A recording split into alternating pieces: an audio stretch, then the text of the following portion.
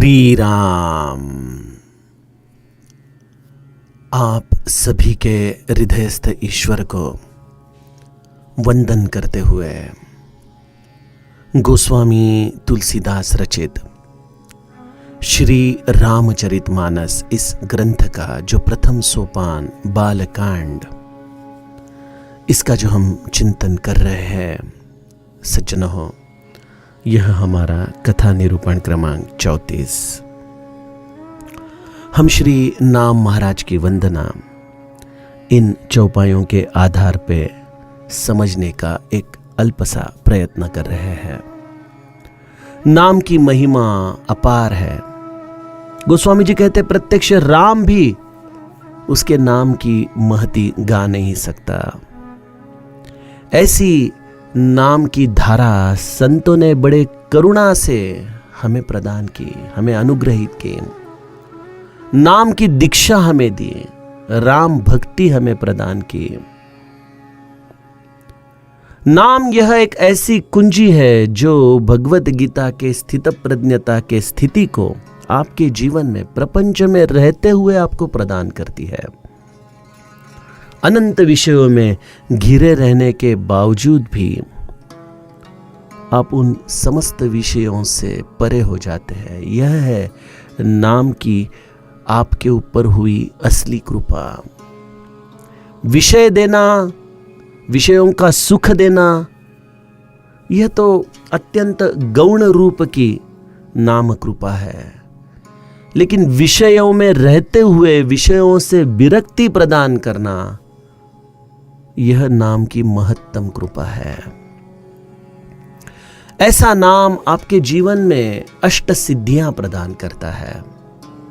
हम संतों के जीवन में कई चमत्कार देखते हैं।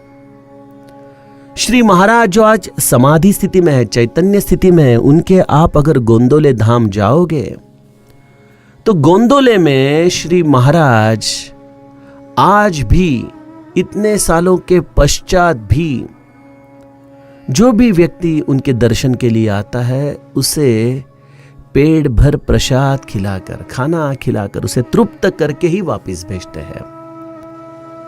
अरे घर में 4 लोग आने वाले हो तो भी घर के गृहिणी को कितने प्रयत्न करने पड़ते हैं, कष्ट करने पड़ते हैं। यहाँ पे कौन आएगा कौन नहीं इसका पता नहीं, लेकिन जो भी व्यक्ति आए वह प्रसाद से विमुख नहीं जाता। यह चमत्कार तो हम आज इस कलयुग में, इस महंगाई के जमाने में भी अनुभवते हैं। और यही स्थिति है हर उस व्यक्ति के घर की जो घर राम नाम से समृद्ध हो। शायद लौकिक संपदा कम ज्यादा हो सकती है, शायद हर कोई व्यक्ति नित्य मिठाई, श्रीखंड, आमरस, बासुंदी ऐसे पंच पकवानों के बीच नहीं रहेगा, लेकिन जो भी उसके पास रूखा सूखा होगा वह भी पर्याप्त हो जाएगा और व्यक्ति को तृप्त कर देगा, आनंद प्रदान करेगा। मुझे बताइए, यह अष्ट सिद्धि नहीं तो क्या है? हमें अष्ट सिद्धि का मतलब लगता है कि केवल जिनके द्वारा हमें अपार संपदा प्राप्त हो। अपार संपदा प्राप्त होने के बावजूद भी मैंने लोग देखे कि वो ज्यादा से ज्यादा दीन होते जाते हैं। जितना व्यक्ति अमीर होता है उतना ही वो मन से गरीब होते जाता है, क्योंकि उसकी धन की लालसा उसे बहुत संकुचित कर देती है। क्या आप इसे सिद्धि मानोगे? और उसके बिल्कुल प्रतिकूल हमें ऐसे व्यक्ति भी दिखाई देते हैं कि जिनके पास कोई सांपत्तिक अनुकूलता नहीं है, लेकिन जो भी उनके घर में आए बड़ा तृप्त होके जाता है, आनंदमय होके जाता है। मेरे सद्गुरु भगवान यही कहते हैं कि हमारा घर ऐसा हो कि आने वाले हर व्यक्ति अत्यंत आनंदित हो जाए, उन्हें ऐसा लगे कि हम शायद हमारे मायके में ही आए हैं। हर व्यक्ति समाधान से आपके घर से वापस जाए। यही राम नाम की अष्ट सिद्धि है। और आज के जीवन में हमें कई स्त्रियों को तो अपने मायके में भी यह सौख्य प्राप्त नहीं होता। कहीं पे भी जाओ प्रॉपर्टी के झगड़े हैं, कहीं पे भी जाओ लोग अपने स्वार्थ के लिए रिश्ते भूल जा रहे हैं। ऐसे इस जीवन में अगर कोई राम भक्त मिल जाए तो उसका सहवास, उसके साथ किया हुआ संवाद ये जीवन को अत्यंत सुखमय बना देता है, समृद्ध बना देता है। मुझे बताइए, ये अष्ट सिद्धि नहीं तो क्या है? तो गोस्वामी जी कहते हैं ऐसे समस्त सिद्धियां आपको प्राप्त होती है, उसके लिए आपको एक ही चीज करनी है, साधक नाम जप ही लय लाए। एक लय होनी चाहिए नाम की, एक अखंड तैलवात धार जो कभी खंडित ना हो। हम सामान्य जीव क्या करते हैं कि बस मुझे 5 माला मैंने संकल्प किया है, मैं उतनी मालाएं फेरूं तो मेरा आज का नाम खत्म। अब राम नाम और मेरा संबंध कल सुबह, उसके पहले मुझे राम नाम लेने की जरूरत नहीं है। ठीक है, यह विचारधारा भी कोई मैं गलत है ऐसा नहीं कहूंगा, लेकिन यह तो जैसे हम स्कूल में नर्सरी में जाते हैं, केजी में जाते हैं, फिर फर्स्ट स्टैंडर्ड, सेकंड स्टैंडर्ड करते करते आगे जाते हैं, तो मुझे बताइए जो फर्स्ट स्टैंडर्ड में हम जितनी पढ़ाई करते हैं, क्या उतनी ही पढ़ाई 10th स्टैंडर्ड के लिए अनुकूल है? या हमें हमारी पढ़ाई बढ़ानी जो पड़ती है? जो हम 10th स्टैंडर्ड में करते हैं, क्या उतनी ही पढ़ाई से 12th स्टैंडर्ड में अच्छे मार्क्स मिलते हैं? नहीं। और वही फॉर्मूला फिर ग्रेजुएट, पोस्ट ग्रेजुएशन, डॉक्टरेट, आप जितना आगे पढ़ते जाओ आपको आपके अभ्यास को अत्यंत एकाग्र से करना पड़ता है। राम नाम ठीक है, आप चलते फिरते उठते बैठते हर वक्त करने का यह साधन है, इसमें कोई बाध्यता नहीं है। लेकिन अगर आपका बच्चा कल से कहने लगे कि मैं भी खेलते खेलते मेरी पढ़ाई करूंगा, तो शायद आप नहीं मानोगे। उसको कहोगे कि वो तो ठीक है, आपकी ये अच्छी आदत है कि खेलते वक्त भी आपको आपकी पढ़ाई का स्मरण है, लेकिन बेटा यह पढ़ाई का तरीका नहीं है। आप खेलो, आप आनंद लो, लेकिन जब आपका जी भर जाए घर आओ, जो भी आपको खान पान करना है वो कीजिए। उसके बाद एकाग्रता से एक स्थान पर बैठकर आप आपकी पढ़ाई कीजिए। यही हम उपदेश हमारे बच्चों को देते हैं, वही उपदेश हमें हमारा सद्गुरु भी देता है। और यही जगत गुरु तुकाराम महाराज भी कहते हैं, असावे एकाग्र स्वस्थ चित्त मना। आप एक ही जगह पे अपने मन को स्वस्थ करके ठाईच बैसोनी करा एक चित्त, आप जहां पे हो बस वहां पे आप बैठ जाओ। आपके साधन का वक्त हो गया तो आप आपके साधना में रत हो जाओ। गुरुदेव रानड़े की याद आती है, जब भी यह साधना किस एकाग्रता से करनी चाहिए, इसका जब जब जिक्र होता है, चिंतन आता है, तो गुरुदेव रानड़े की स्मृति अवश्य हृदय में आती है। महाराष्ट्र के सोलापुर जिला में जो निम्बाड़ करके एक छोटा सा ग्राम है, वहां पे गुरुदेव रानड़े ने नाम साधकों के लिए एक बहुत सुंदर स्थान बना के रखा है। कई नाम साधक वहां पे सिर्फ नाम साधना करने के लिए जाते हैं, कोई उपाधि नहीं। वहां पे रहने की केवल एक ही अरिहता है, वहां पे वो कहते कट्याचे नाम। इसका मतलब आप एक निश्चित वक्त के लिए, एक निश्चित संख्या के लिए अत्यंत एकाग्रता से नाम साधना ही करोगे, बस और कुछ नहीं करोगे। हरिपाठ में ज्ञानेश्वर महाराज कहते हैं, नित्य सत्य मीत हरिपाठ जासी। 3 चीजों का गुणाकार बताया है हरिनाम स्मरण में। नित्य, वो नित्य होना चाहिए। हम लोग में से कई लोग एक आध दिन बहुत नाम लेते हैं, लेकिन दूसरे दिन कहते हैं कि बस अब नहीं, आज नहीं करेंगे, देखेंगे फिर। तो मेरे सदगुरु कहते हैं कि आप नित्य नेम थोड़ा सा लो, लेकिन उसे बहुत प्रेम पूर्वक संभालो आपके जीवन में। चलो एक आध दिन कुछ और ही अर्जेंसी है, आपको बहुत जरूरी काम के लिए बाहर जाना है तो ठीक है, लेकिन आपके आलस्य के कारण आपके नित्य नेम को आप मत छोड़िए। तो नाम नित्य होना चाहिए, नाम सत्य होना चाहिए। सत्य यानी निष्काम। नाम के लिए नाम लीजिए आप। नाम के द्वारा आप क्या प्राप्त करना चाहते हो, ये अपने आप को पूछिए कि मैं क्यों नाम ले रहा हूं। कई बार हम नाम क्यों लेते हैं? क्योंकि इससे प्रपंच बड़ा आनंदमय होता है, ऐसे मुझे जाना है, ऐसा मैंने समझा है, यही मेरा अनुभव है। कई बार हम नाम एक भीति की छाया में लेते हैं, डर की छाया में, कि अगर मैं नाम न लूं तो शायद भगवान मुझसे रूठ जाए और फिर मुझ पर कोप हो। इस भीति से, इस डर से भी हम नाम लेते हैं। नाम से क्या प्राप्त करना है, यह बहुत महत्वपूर्ण सवाल है। वो अंग्रेजी में किताब है ना, द गोल, उसमें एक बड़ा सुंदर सूत्र है, to start, to begin with and in mind. अंतिम लक्ष्य की तरफ ध्यान देकर ही हमें अपने कार्य को शुरुआत करना है। तो मैं नाम क्यों ले रहा हूं? क्या चाहिए मुझे नाम से? मुझे नाम से केवल नाम सुमिरन चाहिए, बस, और कुछ नहीं है। तो नाम सत्य होना चाहिए, नाम नित्य होना चाहिए, और नाम मित यानी एक विशिष्ट समय और संख्या से बंधा हुआ चाहिए। तो गुरुदेव रानड़े इसे इस प्रकार से अपने साधकों को प्रदान करते कि आप इस तरह से नाम लीजिए।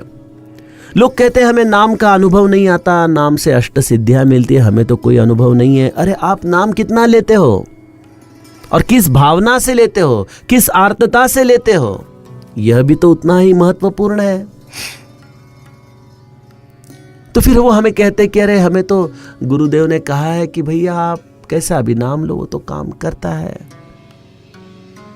वो तो गुरुदेव की करुणा है सज्जनों कि आप उठते बैठते चलते फिरते सब जगह में राम नाम लो, लेकिन राम नाम एकाग्रता से प्रेम पूर्वक अगर लेना है तो आप आसन लगा के एक विशिष्ट समय, विशिष्ट संख्या और निष्काम भाव से राम नाम लेने की शुरुआत करो, तभी जाके नाम के अनुभव आपको आने लगेंगे।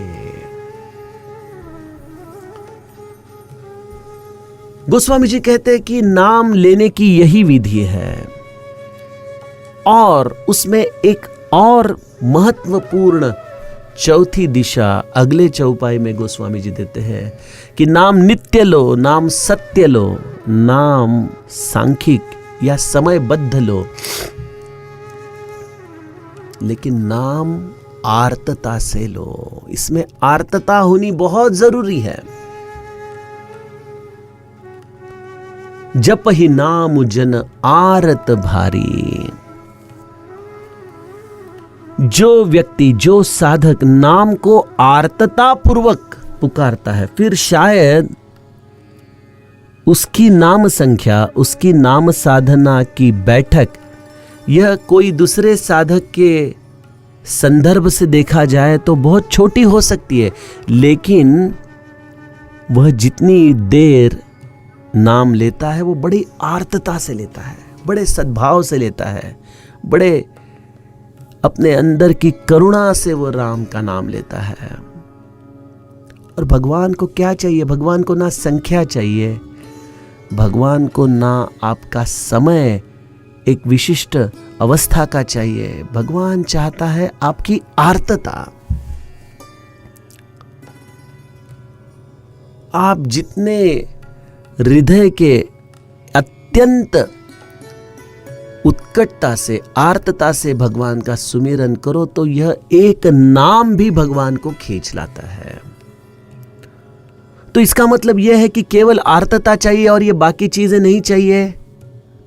नहीं सज्जनों, कोई भी चीज तभी आर्त हो सकती है जब वह सत्य हो, नित्य हो और मीत हो। ब्रह्मानंद महाराज अपने मोक्ष प्राप्ति के रहस्य का पहला ही वाक्य इसलिए हमें बताते हैं कि जिन्हें मोक्ष की प्राप्ति करनी है, ऐसी जिनकी सत्य और तीव्र इच्छा है। सत्य और तीव्र इच्छा के दो अंग उन्होंने बताया। हम देखते हैं कई बार ये जो पॉलिटिशियंस होते हैं बहुत जोर जोर से भाषण करते हैं, बहुत जोर जोर से। हमें लगता है कि कितने आर्त है, कितने सत्य है, लेकिन वो केवल दिखावा है आर्तता का। उनके अंदर वो सत्य की भूमिका नहीं है। और कई लोग इतने सत्य होते हैं कि हाँ मुझे जाना है, एक बार काशी यात्रा करनी है, अब देखते हैं कब भगवान बुलाते हैं, ऐसा कह के अपनी भावना तो सत्य है ये तो बताते हैं, लेकिन उसमें आर्तता नहीं है। जानकी जी जब धनुष्य यज्ञ में प्रभु रामचंद्र की तरफ देखती है, जब प्रभु रामचंद्र धनुष्य को प्रत्यांचा लगाने के लिए जा रहे हैं, तब गोस्वामी जी एक बहुत सुंदर चौपाई लिखते हैं। जेहि के जेहि पर सत्य सनेहु, सोते ही मिले न कछु संदेहु। जेहि के जेहि पर सत्य स्नेहु, जिसका स्नेह सत्य होता है वह उसे प्राप्त होता ही है, इसमें कोई संदेह नहीं है। तो आज राम नाम मेरे जीवन में शायद नित्य हो, सत्य हो, मीत हो, लेकिन आर्त ना हो। तो आर्तता एक ऐसी चीज है। इसका एक उदाहरण आपको दूं तो अगर हमें कोई व्यक्ति से मिलने जाना है, उसने हमें उसका पता दे दिया, तो फला फला अपार्टमेंट में वो रहता है, यह गली में वो अपार्टमेंट है, तो ये गली में आप जाते हो, वह नित्य हो गया। आपने उस अपार्टमेंट में प्रवेश कर दिया, वो सत्य हो गया। आप उसके फ्लैट नंबर तक पहुंचे, यह मीत हो गया। लेकिन अगर आप उसके फ्लैट की बेल ही ना बजाओ तो वो दरवाजा कैसे खोले? कैसे खोले? तो बेल बजाने के लिए जैसे ये पहले 3 चीजें हमें करनी है, उसके बाद ही हम बेल बजा सकते हैं। उसी तरह से जब हम नित्य उपासना, आराधना निष्काम भाव से करने की कोशिश करते हैं, तो एक वक्त ऐसा आता है कि हमारी आर्त भक्ति आ जाती है।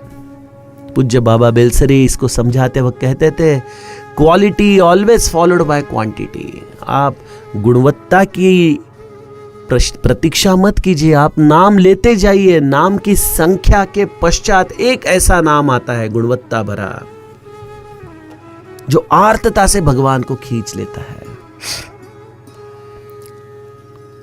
तो ऐसे आर्तता से अगर आप नाम लो तो गोस्वामी जी कहते हैं, मिट ही कुसंकट हो ही सुखारी। अनंत प्रकार के संकट यह नाम आपको बिना समझे ही आपके जीवन से दूर कर देता है। यह है राम नाम का कवच। और यह सब अनुभव की बातें है, यह कोई मार्केटिंग डिपार्टमेंट नहीं है राम नाम का, या हम उससे कुछ प्राप्त करना चाहते हैं, ऐसा नहीं है। हरिपाठ में माऊली भी यही कहती है ना कि अंतर्बाह्य तैसे संकटाचे वेळी, हरी त्या सांभाळी अंतर्बाह्य। अंतकाळी तैसे संकटाचे वेळी, अंतकाल या कोई संकट आने वाला हो, इस वक्त यह प्रभु का नाम हमें अंतर्बाह्य संभालता है। और ऐसे अंतर्बाह्यता से कई संकट हमारे जीवन के दूर हो जाते हैं। पूज्य बाबा उनके प्रवचन में कहते थे कि एक बार एक औरत जो राम नाम की दीक्षित थी और बड़े प्रेम से राम नाम लेती थी, वह एक बार प्लेन से जा रही थी और प्लेन कहीं जाके क्रैश हो गया। उसमें से कई लोग को इस प्लेन से कूदना पड़ा था नीचे, और उस वक्त यह औरत अपने हाथ में एक छोटा सा बच्चा उसका लेके कूदी थी, और वह बस आर्तता से राम नाम की चीख, राम नाम का पुकार कर रही थी। और वह जब गिरी तो वह ऐसे घास में गिरी जो बिल्कुल मुलायम था, उसे एक छोटी सी खराश भी इतनी ऊंचाई से गिरने के बाद नहीं आई, ना ही उसके बच्चे को आई। यह किसका प्रताप था? यह उसके आर्तता से, जो उसने चीख राम नाम की ली थी। ऐसी आर्तता भरी चीख उसे इस संकट से पार लेके गई। और सज्जनों, हमारे जीवन में भी हमें राम नाम इसी तरह से संभालता है। आप कहोगे कि पिछले 2 साल में तो कई लोग जो बड़े पारमार्थिक थे, बड़े राम नाम प्रेम से लेते थे, आर्तता से लेते थे, लेकिन वो तो कोरोना के इस संकट में नहीं रहे। ऑक्सीजन के अभाव के कारण तड़प तड़प के उन्हें अपनी प्राण को छोड़ना पड़ा। क्या यह प्रमाण इस चौपाई के विरुद्ध नहीं जाता? हरिपाठ ही हमें समझाता है, या श्रीमद् दासबोध हमें समझाता है, नाम स्मरणे पाविजेति उत्तम पदे। यहां पे कोई अमर होने के लिए तो आया नहीं है। आपको ये देह एक ना एक दिन तो छोड़ना ही है, नश्वर है। कोरोना चलो एक निमित्त हो गया इन 2 सालों में कि उसके कारण उन्हें जाना पड़ा, लेकिन ऐसे प्राणांतिक संकट में भी ये राम नाम उन्हें उत्तम गति प्रदान कर रहा है। और यह अंदाजा हम नहीं ले सकते, हम नहीं जान सकते उसके बारे में। तो मिटहि कुसंकट होई सुखारी, इसका मतलब यह है कि आपके जीवन में संकट एक तो आएंगे ही नहीं, पहली चीज, बाहर के बाहर ही संकट निकल जाएंगे। जैसे एकनाथ के घर में पैठण में कई समाज कंटक संकट भेजना चाहते थे, और वह श्रीखंडिया जो प्रत्यक्ष विट्ठल था, वह बाहर के बाहर ही वह सब लोगों को रफा दफा कर देता था। एकनाथ तक तो वो लोग पहुंच भी नहीं पाते थे। तो ऐसा भगवान संकटों को हमारे पास आने ही नहीं देता। ये पहली अवस्था। दूसरी अवस्था, अगर संकट आ गए, अगर हमें उन्हें सहना पड़ा, तो ऐसे संकट से प्रभु हमें पार ले जाते हैं। ये दूसरा कृपा का वर्षाव है। तीसरा कृपा का वर्षाव है कि संकट आए, हमें दुख दे, लेकिन ऐसे संकट के दुखमय स्थिति में भी प्रभु हमारा आनंद, हमारा समाधान बरकरार रखे। तो वो संकट कहां है? संकट है ही नहीं वो। और चौथी स्थिति, ऐसे संकट में ऐसा प्राणांतिक आघात हो कि हम हमारी जान दे बैठे, हम जीवित न रहे, तो यह राम नाम हमें उत्तम गति प्रदान करता है। तो कहने का मतलब यह है कि राम नाम करतुम अकर्तुम अन्यथा करतुम, इस पद्धति से आपको नित्य संभालता है। आप किसी भी तरह से राम नाम लो, लेकिन आर्तता से अगर आप राम नाम लो, तो फिर शायद वो राम नाम आप सांसारिक विषयों के लिए लेते रहो। जैसे अर्थार्थी धन के इच्छा के लिए भगवान को भजता है, कोई बात नहीं कि मेरा ये दुख तू दूर करे, इसके लिए आर्तता से वो राम नाम ले रहा है, कोई बात नहीं। कोई आर्त है जिसके ऊपर कोई प्रापंचिक संकट आया है और वह प्रभु को अत्यंत आर्तता से पुकार रहा है कि हे प्रभु मेरे इस संकट को दूर करो, वह आर्त भक्त है। एक जिज्ञासु भक्त है कि जो ग्रंथ के सूत्र तो समझता है लेकिन जानता नहीं, वो शब्दों को तो पढ़ता है लेकिन उस शब्दों में भरा हुआ भगवान उसको अनुभूति में नहीं आता, और इसके लिए वो नित्य प्रभु को पूछते रहता है कि हे प्रभु आप मुझे दर्शन कब दोगे। ऐसा जिज्ञासु भक्त भी आर्तता से राम नाम ले रहा है। और चौथा ज्ञानी है जो प्रभु के इस स्वरूप को तद्रूपता से जानना चाहता है, इसलिए वह अत्यंत प्रेम पूर्वक इस तत्वार्थ रूपी भगवान को स्नेह से स्मरण कर रहा है, उसका नाम ले रहा है। तो ऐसे 4 प्रकार के राम भक्ति करने वाले लोग हैं, अर्थार्थी, आर्त, जिज्ञासु और ज्ञानी। चारों लोग अलग अलग उद्देश्य के लिए राम नाम ले रहे, लेकिन चारों में एक चीज समान है, वो चारों अत्यंत आर्तता से राम नाम ले रहे हैं। कोई अपनी सांपत्तिक स्थिति को सुधारने के लिए, कोई संकट जो अपने जीवन में वो अनुभव कर रहे हैं उससे दूर होने के लिए, कोई भगवत स्वरूप को दर्शन लेने के लिए, या कोई उस स्वरूप को तद्रूपता से जानने के लिए। ध्येय अलग अलग है, साधन एक ही है, राम नाम के आर्तता का। तो गोस्वामी जी कहते हैं कि इनमें से आप कोई भी राम भक्त हो सकते हो, लेकिन ऐसे चारों राम भक्तों को एक ही आधार है, और वह है राम नाम का। इस राम नाम के द्वारा आप कोई भी उद्देश्य आपके जीवन में लो और आर्तता से राम नाम लेना शुरू करो, आपके जीवन में आपको वो ध्येय प्राप्त होता ही है, होता ही है।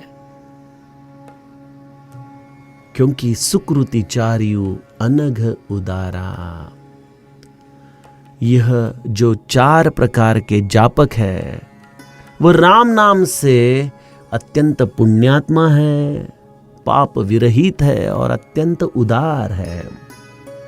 राम नाम की महिमा ही ऐसी है कि वह जब तक आपके जीवन में पुण्यांश एक मात्रा से, एक हद से बढ़ नहीं जाता, तब तक आपके मुख में, आपके वैखरी पे राम नाम नहीं आ सकता। तो प्रभु को ऐसे चारों भक्तों का प्रेम उनकी तरफ खींच लेता है, और फिर प्रभु जो भक्त जिस उद्देश्य से उनके पास आया उसे वो प्रदान कर देते हैं। हम रामायण में भी देखते हैं कि कई प्रकार के भक्त हैं। एक अर्थार्थी है जो धन के इच्छा के लिए प्रभु रामचंद्र का भजन कर रहे हैं, जैसे रावण हो या कुंभकर्ण हो, जिन्होंने ब्रह्मदेव की तपस्या की, भगवत स्मरण किया, तपस्या के द्वारा उन्होंने इस विश्व के साम्राज्य को मांग लिया, क्योंकि वो अर्थार्थी थे। एक आर्त थे जो संकट निवृत्ति के लिए भजते थे, जैसे हम गजेंद्र को देखते हैं, जैसे हम द्रौपदी का चरित्र देखते हैं, जैसे हम प्रहलाद का चरित्र देखते हैं, वो आर्त भक्त थे। एक जो है वो जिज्ञासु भक्त है, जैसे सुतीक्ष्ण है, राम नाम के द्वारा अत्यंत जिज्ञासा लेके प्रभु रामचंद्र का सुमिरन कर रहे हैं। और एक है ज्ञानी, शरभंज ऋषि जैसे, अगस्त्य ऋषि जैसे, वाल्मीकि ऋषि जैसे, भरद्वाज मुनीन जैसे, याज्ञवल्क मुनीन जैसे, जो ज्ञानी है। तो ऐसे चारों प्रकार के भक्त हैं, लेकिन चारों भक्तों को उनके उनके ध्येय भगवत कृपा से प्राप्त हो गए। लेकिन इनमें से अगर प्रभु रामचंद्र को पूछे कि आपको कौन प्यारा लगता है ज्यादा, तो प्रभु रामचंद्र कहते हैं जिसकी समस्त वासनाएं छूट चुकी है और जो केवल मुझसे और मुझे ही प्राप्त करना चाहता है, ऐसा ज्ञानी जो तत्वार्थ रूप से, तद्रूपता से मुझे पाना चाहता है, वो मुझे विशेष प्रिय है। क्योंकि मैं उपाधि रहित हूं और मेरा भक्त उपाधि के लिए अगर राम नाम ले रहा है तो वह द्वैत भाव से छूट नहीं सकता। मुझे अद्वैत रूप में जो ज्ञानी मुझसे समग्र हो जाता है, इसलिए वह अत्यंत प्रिय है।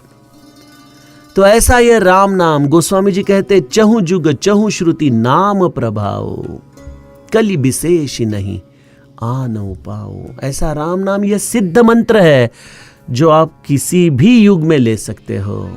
इस राम नाम की महिमा चारों वेदों ने गाई है।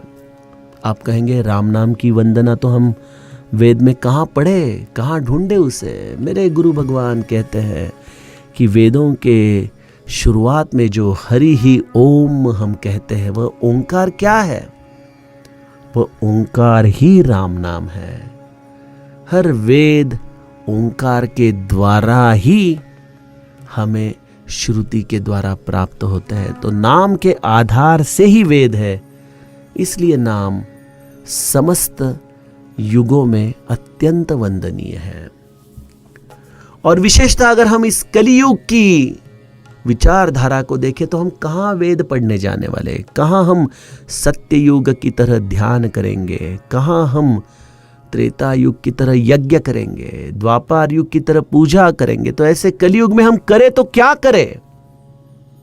एक ही करे, कली विशेष नहीं आन उपाओ। इस कलयुग में राम नाम के सिवा और कोई चारा नहीं है। इसलिए आप समस्त लोग एक ही काम कीजिए, सकल कामना हीन जे राम भगति रसलीन, नाम सुप्रेम पीयूष रुध तिनहु किए मन मीन।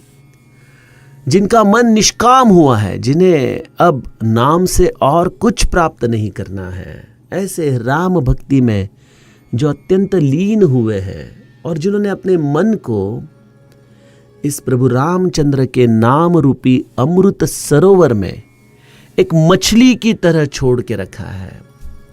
जैसे मछली का जीवन है जल, वैसे जिस भक्त का मन इस राम नाम रूपी अमृत सरोवर का एक हिस्सा बन चुका है, ऐसे राम भक्त को कलयुग में समस्त सिद्धियां, समस्त सुख प्राप्त होते हैं और वह स्थित प्रज्ञ हो जाता है। आइए इसके आगे का कथा भाग हम कल के कथा प्रवाह में देखें। जानकी जीवन स्मरण। जय जय राम।